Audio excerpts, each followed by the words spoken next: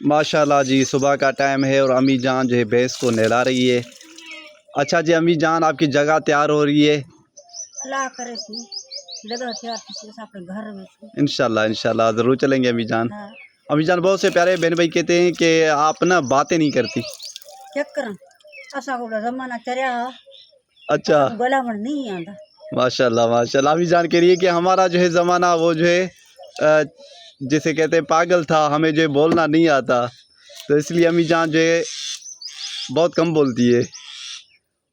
अच्छा अम्मी जान, आपको कितनी खुशी है अपनी जगह की? ॾाढी खुशी है अल्लाह खुश करे सनी जिन असा को अपनी जगह दी है। माशाल्लाह माशाल्लाह। अम्मी जान सबके लिए दुआएं कर रही है, अल्लाह पाक आप सबको खुश रखे, आबाद रखे। अल्लाह करे सन आबाद हो सन आमीन असा आमीन। को का कान है कि मैं अपनी जगह से वेसो। माशाल्लाह माशाल्लाह। अम्मी जान कह रही है कि हमें उम्मीद नहीं थी कि हम अपनी जगह में जाएंगे। इंशाल्लाह इंशाल्लाह अम्मी जान जल्द से जल्द चलेंगे।